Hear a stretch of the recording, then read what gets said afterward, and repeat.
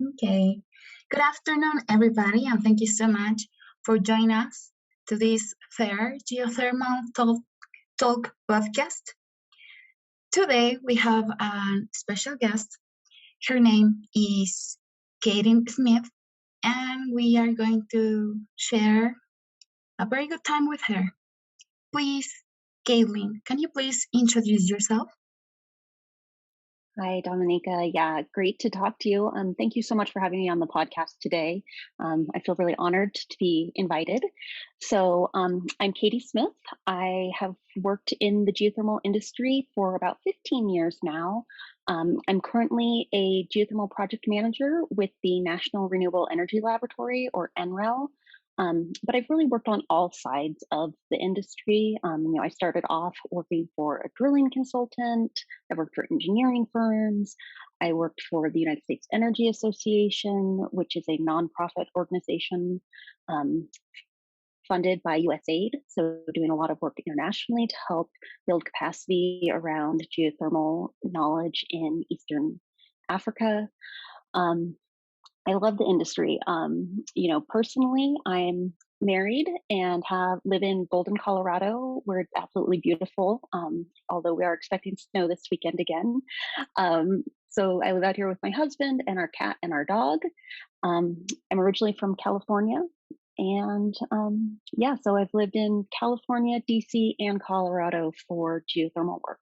So, and I love them all. I don't have a favorite. Oh, thank you so much. In your 15 years leading projects in the field of geothermal, um, how this journey started?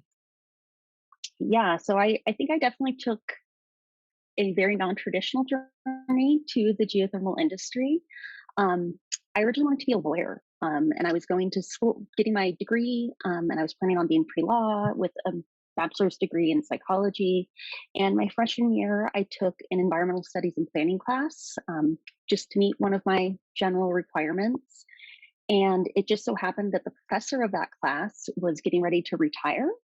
And so they were hiring a new professor, and our class was used as kind of the guinea pig for all of the potential professors to come and do their interview lessons in.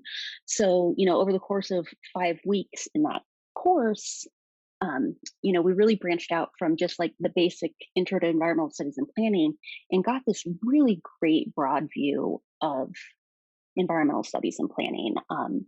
Something clicked for me, and I was like, this is awesome. Like, my psychology class bores me, but this is so cool.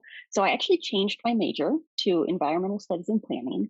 Um, and I've always been interested in education. And it just so happened that Sonoma State University in California, where I was doing my undergraduate work, um, within their environmental studies and planning program, they actually had an environmental education track. So I actually took that, I signed up under that track. And we got a really broad core field of study. So, we were definitely doing soil science and geology, but we were also taking classes about power plants. And, I had one class where we read books that were, it was, environmental literature. So we were reading books about different, different authors and their interactions with the environment. It was a great experience. I'm still friends with people that I met in that program. Um, and when I was done when I graduated with my master's degree, had been planning on going into education. And my entire undergraduate career, I actually worked as a classroom aide in a kindergarten classroom, which I loved. It was so much fun. But I really realized that the bureaucracy of the educational system, the public education system, especially in California, was not a great fit for me. Um, so I actually went back to get my master's degree, still in education, but I was planning on being on the curriculum side of things and designing curriculums, maybe writing textbooks, all of that. And while I was doing that, I started working for a school district where I was living. Um, and I was actually working in the IT department of the school district, managing the student databases and all sorts of other fun stuff. And I just happened to be kind of in the right place at the right time to then transition into geothermal.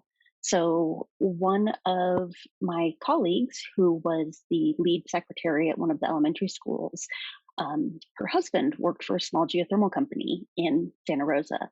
And she knew that I wasn't loving my work that I was doing in IT. And so she introduced us. And it just so happened that it was, early 2007 when there was a ton of venture capital money coming into the geothermal industry and companies were growing like crazy. Um, and so it happened that I got hired by Thermosource, which was a geothermal drilling company in California. Um, I originally started as the executive assistant to the CEO. So it's definitely been an interesting path. From that, they quickly realized that I had other skills that they could utilize aside from being an EA. So, I worked with our engineering team. I did marketing and business development. I set up an entire purchasing system for the company. We owned 8 different drilling rigs that were all drilling at different places around the United States. And so, I helped to create that purchasing system to try and keep track of costs. I helped to implement a travel and expense system. So, I did a lot of things there. I wore all of the hats. And so, unfortunately, there was a bit of a downturn in the industry after the global financial crisis. And I made it through a few rounds of layoffs with Thermosource before I was finally laid off. And then after that, I did some consulting work for a while with engineering and geological companies. And then I found the job with the United States Energy Association as a senior program coordinator for the U.S. East Africa Geothermal Partnership. So it was kind of crazy. I applied for that position. I got married 4 days later. We went on our honeymoon. We got back from our honeymoon. 2 days later, I got a call asking to interview for the position. And then 4 weeks after that, we moved from California to DC for me to start work with them. So that was definitely a bit of a whirlwind of summer in 2014. And so there, I worked with USAID, primarily under Power Africa, working with countries in Eastern Africa along the Rift to help develop their geothermal capacity and bringing companies and experts from the US to East Africa to help them and share some of that knowledge. During my time there, I did advance to become the deputy program director for the US East Africa Geothermal Partnership. And most of my time there was spent in Kenya, but I also did work in Djibouti, Ethiopia, Tanzania, and Rwanda primarily. And then in early 2019, a colleague at the National Renewable Energy Lab reached out to me and said, we have a position that I think you'd be great for. Would you consider applying? And I did. And tomorrow, March 4th, is actually my 3-year work anniversary at NREL. So congratulations. Yeah. So you mentioned that it was kind of crazy how your pathway went.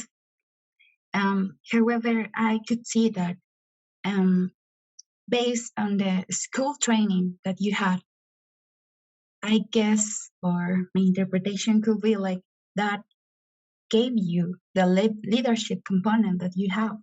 And also, I was reading to a psychiatrist the other day, and she says, like, we think that we are lucky. However, is this academic training that make us aware or more aware that the opportunities that we may have. So I can think that that is what you have. Like, you have this training that makes you catch the opportunities better than other applicants, I guess. And congratulations, your career is very inspirational, and we are lucky to have you here with us. During this trajectory, what experiences have been more challenging for you? And also, what have been your favorite ones? Oh, there's so many of both. Every project that you work on has its own challenges. So there's always a challenge regardless of what you're doing.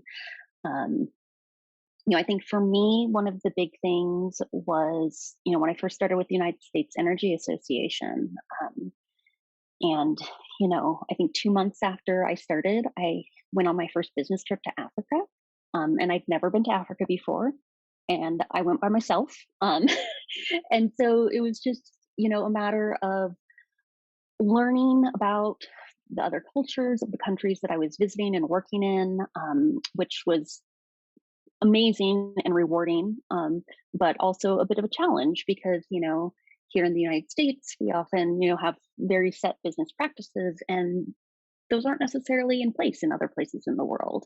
So, just learning those and getting accustomed to them and making sure to be really respectful of other cultures and other communities' beliefs and practices was definitely something that took some learning. I think one of my favorite experiences was actually a program that I ran at USEA. Um, and we partnered KenGen, which is the Kenya Electricity Generating Corporation, um, with Contact Energy in New Zealand. And KenGen had been having some problems with community engagement. They had a Maasai community in the Olkaria National Park that had to be relocated for one of their power plants to be built. There was community dissent against the Lake Turkana wind project that they were developing. And so they had come to us and said, we really need to figure out how we can work with these indigenous communities so that everyone is benefiting, but we can still develop our projects and make money because we are a company and that's what we need to do. So we actually partnered with Contact Energy in New Zealand because they have an excellent track record of, not only developing geothermal and other forms of power, but also interacting with the local Maori communities and being really respectful of their thoughts and ideas and culture and customs and so forth. And so we actually did a four-year-long 4-trip exchange where we took people from Kenya to New Zealand and then brought people from New Zealand to Kenya. And in these exchanges, one of the great things that Contact Energy required when they agreed to participate in this and to volunteer their time was that the local communities be involved. So we actually brought members from the Maasai community to New Zealand to meet with the Maori community, and we brought the Maori community to Kenya to meet with the larger Maasai community. So it was a really rewarding experience. And it was so great to see, these two cultures working together who had these similar problems, but had historically maybe dealt with them a little bit differently and learning from each other. And, one thing that I discovered during that, or that I really realized was, we came into it expecting that, Contact Energy was our experts and KenGen were who was going to be learning. But there was really learning done on all sides. Contact learned from KenGen learned from Contact. And at the end of the 1-year partnership, KenGen actually had a new community engagement plan to help guide their interactions with communities as they were developing new projects and maintaining the existing projects as well. So, that it was definitely a challenging program.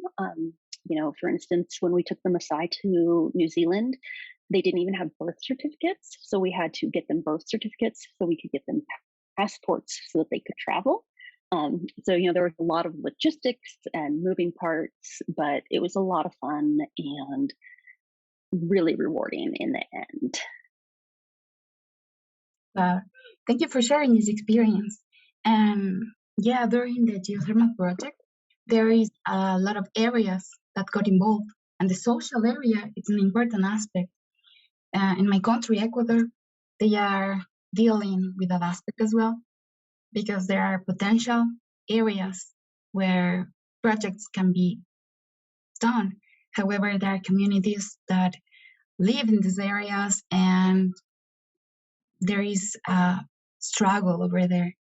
So this can be an example for other projects, and the interaction among communities, it's important. As you said, Yeah, learning never ends, and you always keep learning. yeah, and I think it's so important that people remember that. You need to be interacting with the stakeholders on the project, and a lot of times people think stakeholders. They're like, okay, the people who are going to operate the power plant, the people who are giving us money, the off taker, people that we're hiring, but a lot of times those local communities get left out.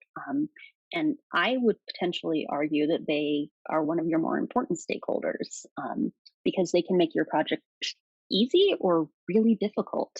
And also just as a respect, they've been there longer. That's their home area. Um, Depending on where you are, they might have spiritual or religious ties to the area. And so, going in and talking with communities before project work starts is really important. And, determining what their needs are and maybe finding a mutually beneficial outcome from the project. Even if it's, you promise to hire some of the locals to work at the power plant or what have you. But going in and asking communities, what is it that you need? Do you need more jobs? Do you need more schooling? Can we help you bring an elementary school to your village? There's a lot of things that can be done at fairly low costs. Um, and if the developers think about the cost of delays due to resistance to their project versus the costs of going in, and maybe providing some sort of goodwill, like I said, a school or a medical clinic or a training program so that their residents can get jobs. In the end, they'll come out ahead because they did that pre-work, and then everyone will be happy. Yeah, that's true. And also, as a scientist, we can help them understand what is happening there. In my project, we study CO2 volcanic degassing, and there is an area where there is a river or a hot spring. It's not hot, but with a machine, we can see how much the CO2 is getting accumulated there. And people go there, people play over there, but they don't know that there is dangerous. There is not good going there because of the CO2 accumulation. So yeah, Mm-hmm. it's beneficial and we can win in both sides. Yes. Another question, going a little farther than the social aspect. So you have leading projects involving money and schedules. How can you deal with the uncertainty attached with this kind of projects? How can you feel comfortable managing a lot of money, but knowing that there is a lot of uncertainty in this decision? Yeah, it's definitely interesting. And when you're looking at geothermal development, it almost feels like it's monopoly money because it's so much money. It's probably more than I'll ever have in my personal bank account in my lifetime. So I think it's a matter of having really good project management skills. Being prepared, thinking about things that could go wrong and what you would do in that situation so that if there are something that comes up, you have a plan to address that. And having an open mind and being willing to learn about new technologies and new things going on is really key. There's uncertainty in any project that you work on. From an energy project to buying a new car or building a home, there's always an uncertainty. And we really have to think about what our level of comfort is with uncertainty, and what we can do to mitigate some of that uncertainty. So by really planning and having a project plan, um, having a schedule and a calendar, key people that you can reach out to for assistance or advice, but also having the flexibility and knowledge that things can change on a dime and you might have to adapt and change with them. So, just having that flexibility and not just being very rigid, saying, well, this is the plan and we're going to stick with this and we're not going to change it at all. Um, and, there's definitely times where you have to do that. But when appropriate, if you can be flexible and maybe change direction a little bit, or do one task ahead of the other because the other one is delayed for some reason, um, and just remembering that nothing is perfect. And I think as scientists and as professionals in this industry, we all often think like everything has to be perfect. And while that's great, it's not feasible. Um, if we're doing the best that we can and our clients are happy, then that's good enough. Yeah, Obviously, if you have an unhappy client, that's something different. But you strive to avoid that situation. true. I was reading something about don't be the perfectionism, be the enemy of the good enough. And I think that is a definitely an skill because you can be brilliant and have your plan set up. But if something have to be changed, you have to adapt yourself and keep Yep. going. Yeah, Yep. not Yeah, and I thinking think that. you're right that it is really difficult. And I think especially as women in the industry, we face that as well. We feel like everything has to be perfect, but it doesn't. It can be good enough. Yeah. Has your plan So, ever gone in a wrong direction? oh, absolutely. And if you ask someone that and they say no, they're probably lying to you. Um, there's speed bumps in every project.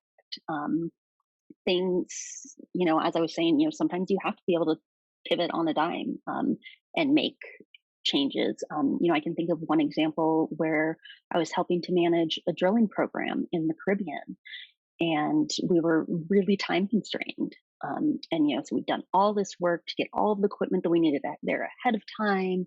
Um, so everything was ready, and they went to do a flow test, and they had the wrong size slips, so they couldn't run the flow test. And the client was like, well, you said you were going to start this yesterday and you haven't.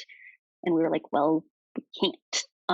And our vendor here in the US was quoting us a 3-week turnaround time to get the new slips down there and all of that. So that was definitely one of those kind of scramble, try to figure out what's going on, how can we fix this. um, and it so happened that they actually had them ship the parts to a hotel in Miami. And on one day's notice, I flew from California to Miami and picked up the slips and then hand carried them to the drill site in the Caribbean. Um, so, again, it's just that flexibility and being able to think kind of outside the box. We were only delayed for 5 days that way rather than being delayed for 3 weeks, which being delayed for 3 weeks would have been a huge financial hit to the company I was working for at the time, because you don't get Yeah, paid your day rate if you're not working. definitely. Yeah, from what we have talked, I can summarize that we um, don't have to be afraid of uh, risk or be open mind, flexibility. Yeah, they are probably easy to talk about or to hear, but I think they are difficult to apply in the real life. Oh, absolutely. Be willing to travel as well because cultural shocks, and time away from your family, that is tough as well. Yeah, yeah, it can be. I mean, when I was working for the United States Energy Association, I was spending about 25% of my year in Africa. It was a lot of time away from my husband and our home and all of that. And it definitely took some getting used to, but I also wouldn't trade those experiences. for anything else. Yeah, definitely. Another question. Your professional affiliations encompass women in geothermal, geothermal rising, International Geothermal Association, among others. How important do you think it is to be part of groups like this for your career development?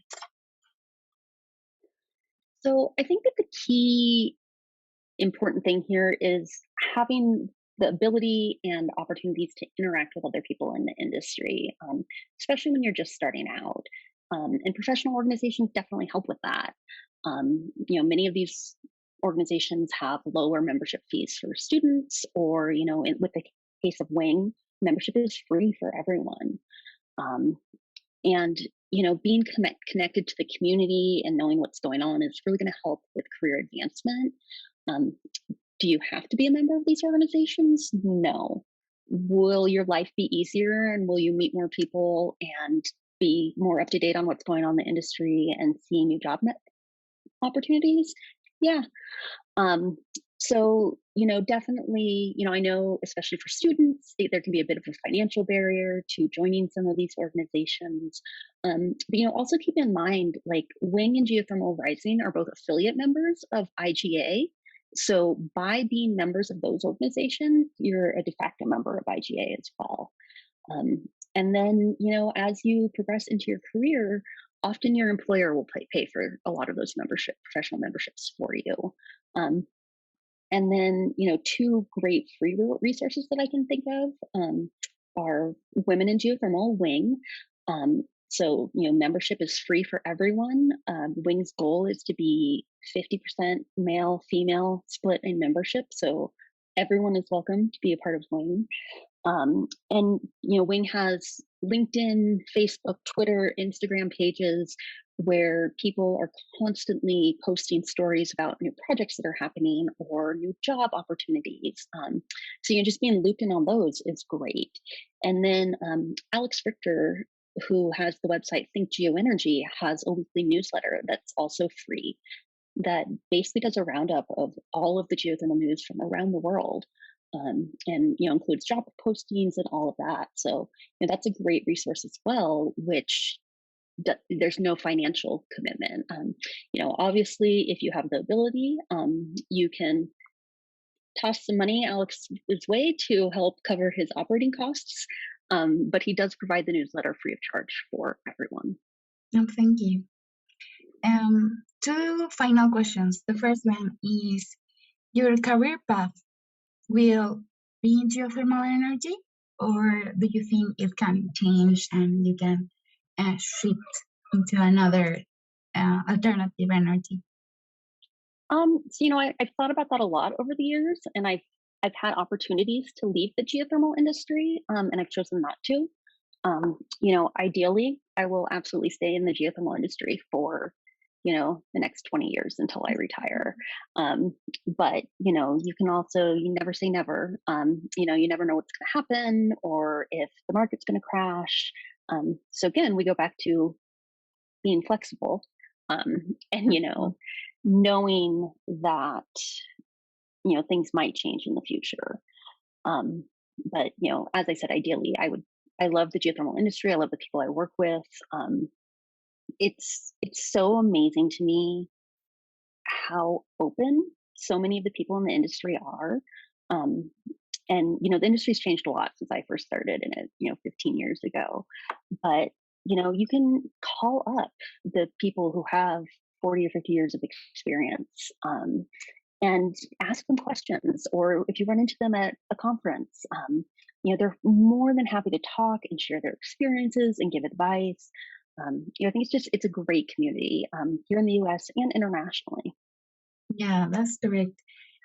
My first geothermal meeting was in Bogota, Colombia, and there I realized there is wind. And after that, I traveled to the US, and then I went to Geothermal Rising conference, and the community is amazing. Yeah. It's small, but I think everybody's friend of everybody, so I like that. Yeah, everyone's just welcoming and friendly. It's really nice. And the final question, can you please give students advices about pursuing the geothermal career or not giving up? Yeah, I think just persevering. If you're really passionate about geothermal, continue your studies, learn as much as you can. But especially for the geoscientists, keep in mind there are, and I mean, really for everyone, there are all sorts of other skill sets that are needed within the industry as well. We need project managers, we need accountants, we need finance people. We need business development. Being a scientist isn't necessarily the only path into the industry. Um, and just do everything you can to be involved in the industry. If it's not a financial burden for you, join some of the membership organizations, or just join Wing since it's free. And just making those contacts with people, being willing to ask questions, reach out to people. You can go on LinkedIn and look and see who's working in the industry, and the vast majority of them are willing to chat with you if you send them a message and say, I'd love to take 15 minutes of your time and hear about your journey through the geothermal industry. You can take part in competitions such as the Geothermal Technologies Office Geothermal Collegiate Competition, which can help expose you to some of the industry. Look for internships. Anyone who is doing their undergraduate right now, the Department of Energy's Office of Science has the SULI program, which is the Summer Undergraduate Laboratory Internship, where you sign up and you can get a summer internship at a national lab, and you can specify, like, I'm interested in geothermal. And geothermal researchers at the labs will offer you an internship for the summer. There's a lot of opportunities. Sometimes it just takes a little bit of time or a little bit of investigating to dig them out. Yeah. Thank you so much for this time, and we are so happy to have had this time with you. This is all for our podcast, and if you have questions, please let us know through our chat, and see you next time. Thank you so much, Caity. Yeah, thank you. Thank you.